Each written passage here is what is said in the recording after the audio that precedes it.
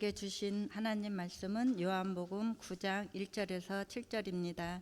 다 같이 봉독하겠습니다. 예수께서 길을 가실 때에 날 때부터 맹인된 사람을 보신지라. 제자들이 물어 이르되 랍비여, 이 사람이 맹인으로 난 것이 누구 죄로 인함이니까?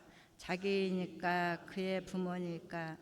예수께서 대답하시되 이 사람이나 그 부모의 죄로 인한 것이 아니라 그에게서 하나님이 하시는 일을 나타내고자 하심이라. 때가 아직 낮음에 나를 보내신 이의 일을 우리가 하여야 하리라. 밤이 오리니 그때는 아무도 일할 수 없느니라.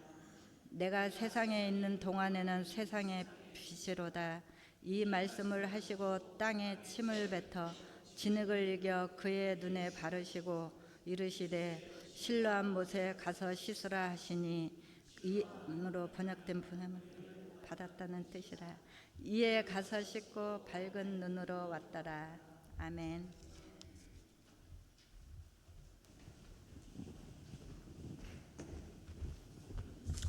할렐루야. 네, 오늘도 우리 서로 인사 나누고 말씀 들을까요? 네, 엄지손가락 들고 오직 예수 줄여서 오예 인사하시죠. 오예. 오예. 오예. 오직 예수님밖에 없습니다. 나를 구원하실 분은 오직 예수 그리스도 한 분밖에 없는 줄로 믿습니다. 표합니다. 시작. 예수인 여호와의 사랑을 입은 자는 그 곁에 안전히 살리로다. 신명기 33장 12절 말씀. 할렐루야. 옛날에 그 과학자들이 사형수를 대상으로 실험을 한 적이 있습니다. 실험을. 그래서 한 사형수에게 오늘 이제 사형을 집행할 건데 사형 그 처형 방식이 바뀌었다고 통보를 해요. 그래서 뭘로 바뀌었느냐? 원래는 이렇게 그 교수형을 해야 되는데 당신한테는 그 맹독이 있는 코브라가 이렇게 물어서 하는 그런 그 사형 집행을 하겠다라고 통보를 합니다. 그러니까 이 사형수가 그 뱀에 물려서 코브라에 물려서 죽는다고 하니까 얼마나 좀 두려웠겠어요. 아주 막 극심한 그런 공포 가운데 이제 빠지게 된 겁니다. 그리고 드디어 이제 그 사형 집행을 하기 위해서 그 사형장으로 이제 옮겨지고, 그리고 의자에 이제 이렇게 묶여가지고, 그리고는 머리에 두건을 이렇게 쓰고선 이제 보이지 않게 그렇게 하고서 이제 팔을 묶은 다음에 여기다가 코브라가 탁 물게 한 거예요. 그러니까 온몸에 이제 독이 퍼지기 시작하죠. 그래서 이 사람이 얼마 안 돼가지고 막 호흡이 막 가파지더니 결국은 숨이 멎어서 죽었습니다. 그런데 코브라를 가지고 물게 한 줄 알았는데 사실은 그게 아니라 이 집행관이 어떻게 했는가 하면 바늘 2개를 가지고 코브라가 문 것처럼 딱 찌른 것뿐이에요. 실험을 하려고 한 실험을. 옛날이니까 가능했던 것 같아요. 실험 탁 했는데 근데 이 사람은 코브라가 물른 줄 알고 자기 몸에 독이 퍼졌겠구나 해서 죽은 거예요. 그리고 더 놀라운 것은 죽은 다음에 그 사람을 이렇게 연구를 해보니까 그 뱀에 물렸을 때 나타나는 독성이 몸에 퍼져가지고 그렇게 비슷한 그런 증세로 죽었다는 거예요. 그러니까 이 사람이 죽은 거는 독 때문에 죽은 게 아니고 뭐 때문이에요? 심리적인 마음 때문에. 내가 이 독사에 물렸구나. 그냥 이 생각 때문에 결국은 자기가 죽게 된 거예요. 이걸 가지고 노시보 효과라고 합니다. 노시보 효과. 노시보 효과가 뭐냐면 부정적인 믿음이 신체에 영향을 미치는 거라고 그래요. 실제적으로. 그러니까 뭐 예를 들어서 이 물을 이렇게 딱 마셨는데 누가 그러는 거? 그거 너무 오래된 물인데? 이러면은 갑자기 배가 이상. 뭔가 몸이 안 좋아지고 열나고. 근데 아니네. 이거 좋은 물이네 하면은 갑자기 몸이 좋아지는 거는 또 플라시보 효과라고 합니다. 그러니까 뭐예요? 우리가 마음을 어떻게 먹느냐에 따라서 달라진다는 거예요. 마음을. 그러니까 부정적인 마음을 가지면 부정적인 효과가 몸에 나타나는 거예요. 또 긍정적인 믿음을 가지면 마음에 긍정적인 그런 영향이 나타난다는 겁니다. 우리의 믿음이라고 하는 게 이처럼 우리의 마음을 따라가게 되어 있습니다. 우리의 마음. 그러니까 어떻게 생각하고 어떻게 판단하느냐, 이것이 우리의 믿음을 좌우한다는 거예요. 오늘 말씀은 우리가 마음가짐을 어떻게 가져야 되느냐, 이거를 가르쳐 줍니다. 온전한 믿음, 이 온전한 믿음을 갖기 위해서는 우리가 어떤 마음을 가지고 살아가야 될까? 오늘 말씀을 통해서 함께 좀 살펴보도록 하겠습니다. 자, 1절, 2절 말씀 같이 봅니다. 예수께서 길을 가실 때에 날 때부터 맹인된 사람을 보신지라. 제자들이 물어 이르되 라삐여, 이 사람이 맹인으로 난 것이 누구의 죄로 인함이니까? 자기니까? 그의 부모니까? 태어날 때부터 앞을 보지 못한 맹인이 등장을 합니다. 남들은 다 우리를 비롯해서 앞을 다 볼 수 있는 멀쩡한 눈을 가지고 태어났는데 이 사람은 태어날 때부터 그런 모습으로 태어났어요. 그러니까 그 사람에게는 얼마나 억울하겠습니까? 그렇죠? 남들은 다 볼 수 있는데 자기는 그러지 못한 처음부터. 그러니까 억울하고 답답한 그런 사람일 수 있어요. 근데 제자들이 그런 그 맹인을 보면서 불쌍한 마음이 드는 거예요. 아, 참 억울하겠다. 불쌍하다. 그러면서 예수님에게 질문을 하죠. 이 사람이 이렇게 태어난 것, 앞을 보지 못하는 맹인으로 태어난 것이 이 사람의 죄 때문입니까? 아니면 그 부모의 죄 때문입니까? 그러니까 당시에는 병이 있으면 그것은 하나님으로부터 저주를 받았다라고 생각을 했습니다. 욥도 그렇잖아요. 욥도 막 그 피부병이 너무 심해가지고 그 막 기왓장을 깨가지고 그걸로 긁어야지만 좀 시원할 정도. 그런 병에 걸렸을 때 친구들이 뭐라 그랬어요? 네가 뭔가를 하나님 앞에 잘못했으니까 네 죄 때문에 받는 것이다라고 계속 그 얘기를 했습니다. 그러니까 병이라고 하는 것은 뭔가 하나님과의 관계가 잘 안 돼 있고 뭔가 죄가 있기 때문에 거기에서 드는 것이다, 이렇게 생각을 했던 겁니다. 근데 우리도 그래요. 우리도 지금 이렇게 뭔가 좀 아프거나 또는 이게 문제가 생기거나 좀 어려움이 있으면은요, 우리는 그게 뭐 때문에 생겼는지 그 원인을 찾는데 뭔가 잘못된 것이 있어서 그럴까, 이렇게 생각을 해요. 뭔가 내가 뭘 내가 잘못했으니까 그렇겠지. 내가 나 왜 이러지? 어쩐지 요즘 뭔가 잘 되는 것 같다고 생각이 드는, 어쩐지 뭔가 잘 풀리는 것 같다. 뭔가 잘못됐다. 내 팔자가 그렇지. 내 꼴이 원래 그렇지. 그렇게 생각을 해요. 뭔가 잘못되면은 꼭 뭘 잘못했기 때문에 이것이 생겼다라고 그렇게 생각을 합니다. 그런데 잘 살펴보면은요, 모든 사람들이 다 문제를 안고 살아갑니다. 누구에게나 다 문제가 있어요. 보니까 사람들이 다 멀쩡한 것 같아요. 여기도 여러분들 다 멀쩡하게 앉아 있지만은 한 사람 한 사람은 다 살펴보면은 다 각자의 사연이 있어요. 그 사연들이 다 왜 나만 이러지 싶은 것들이 다 있습니다. 그래서 남모르는 고충이 있고요, 혼자 끙끙 앓는 그런 아픔들이 다 있다는 거예요. 그러니까 그렇게 일어나는 일들이 꼭 어떤 잘못된 것 때문은 아니라는 것을 우리가 먼저 생각해야 돼요. 인간의 몸을 우리가 입고 있을 동안에, 우리가 이 땅을 살아가는 동안에는 누구나 다 희로애락의 순간들이 다 있다는 거예요. 다 기쁜 순간 있으면 슬픈 순간 있고요, 또 즐거울 때가 있으면 또 낙심될 때가 다 있는 거예요. 다 누구에게나 다 있습니다. 이거는 신앙의 유무와는 상관이 없어요. 아무리 믿음이 좋다고 해도 그래도 그거와는 상관이 없어요. 이 땅에 사는 동안에는 누구나 불안과 두려움과 근심과 절망과 아픔에서 자유로울 수가 없습니다. 누구나 다 똑같아요. 그래서 성경은 우리에게 뭘 가르치느냐, 어떤 문제가 있을 때 그것을 어떻게 피할 것인가, 이거 아니에요. 그 문제를 어떻게 대할 것인가, 어떻게 대할 것인가, 그걸 가르치십니다. 자, 3절 보세요. 3절. 예수께서 대답하시되 이 사람이나 그 부모의 죄로 인한 것이 아니라 그에게서 하나님이 하시는 일을 나타내고자 하십니다. 예수님께서 아주 중요한 말씀하세요. 이 말씀 참 중요합니다. 우리에게 나타나는 그런 어려운 일들이 누구의 탓, 누구의 죄, 이런 것이 아니라는 거예요. 그 일 속에서 오히려 하나님께서 어떤 일을 나타내시려고 하는가, 이거를 생각할 수 있어야 된다는 거예요.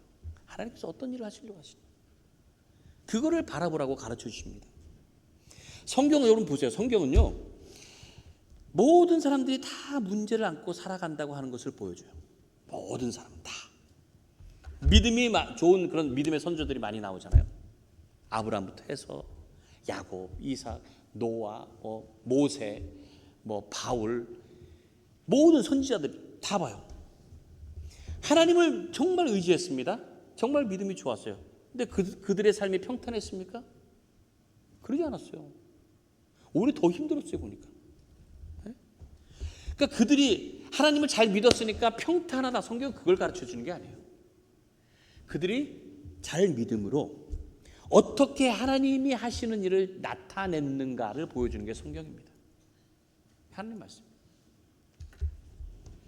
문제를 피하는 것이 아니고 문제를 극복하는 것을 통해서 그들의 믿음이 증거되어 있는 게 하나님의 말씀입니다. 성경이에요. 그 믿음이란 게 뭡니까? 믿음은 이런 거예요.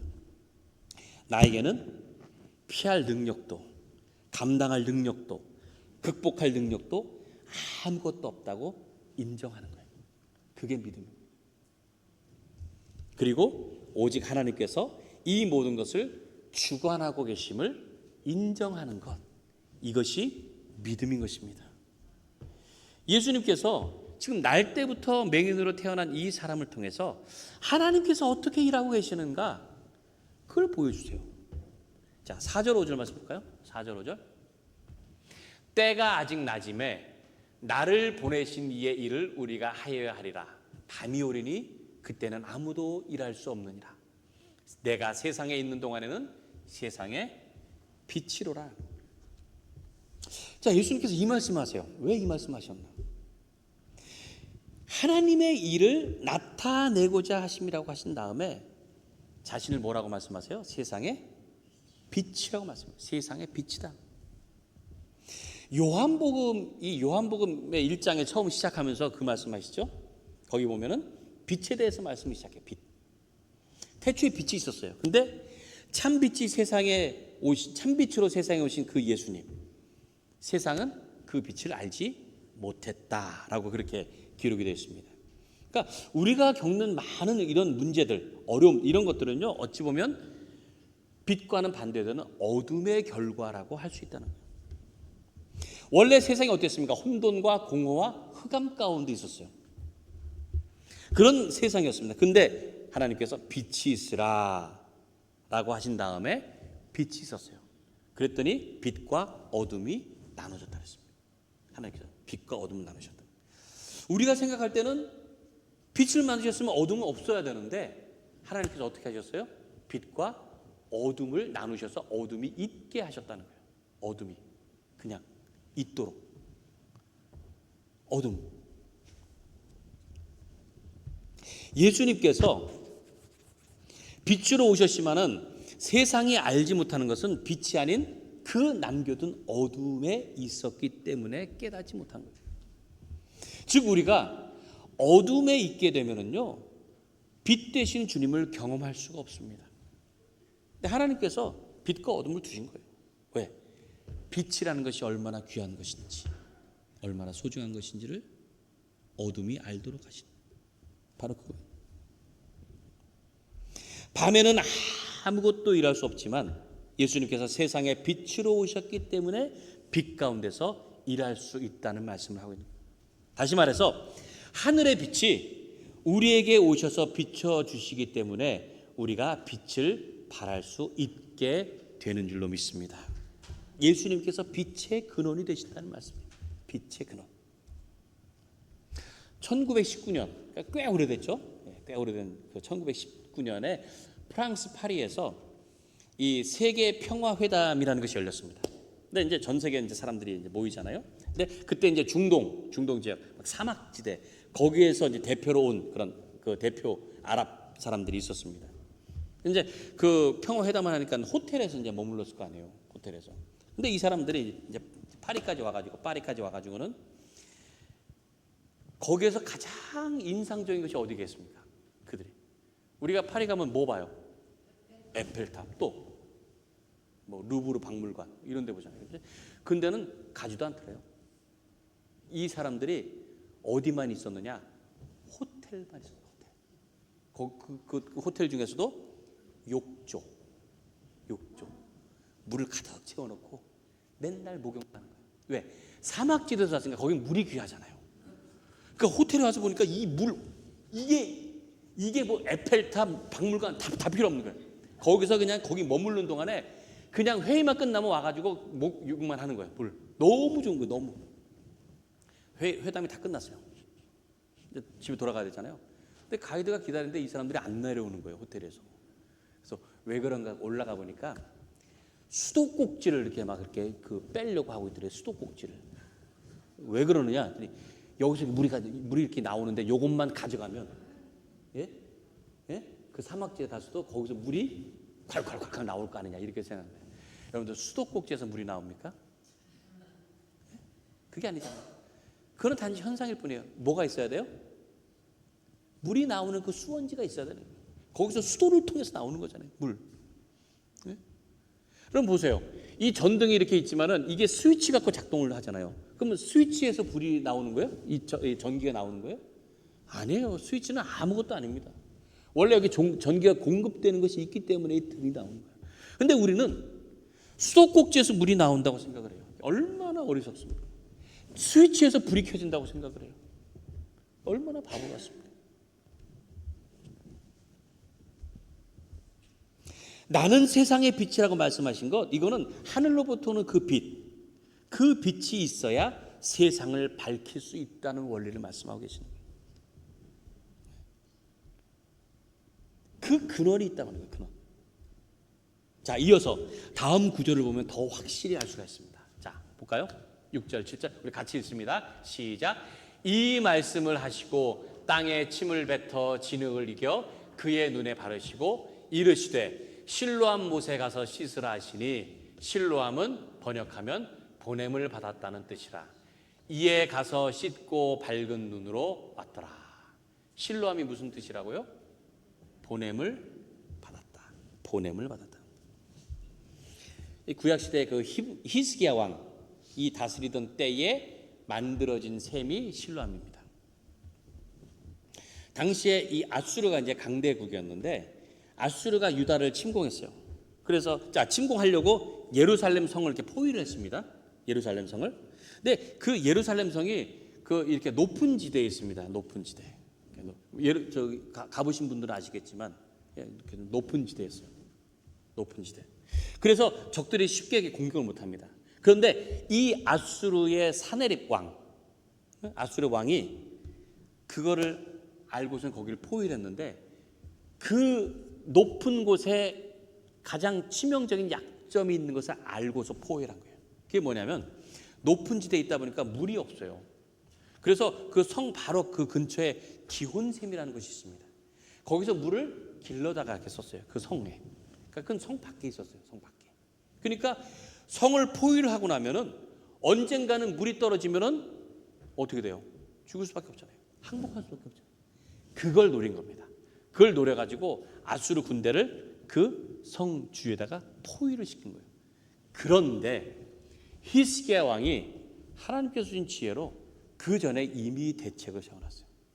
그게 뭐냐면 성 밖에 있는 그 기혼샘, 거기에 있는 물을 끌어들인 거예요. 수로로.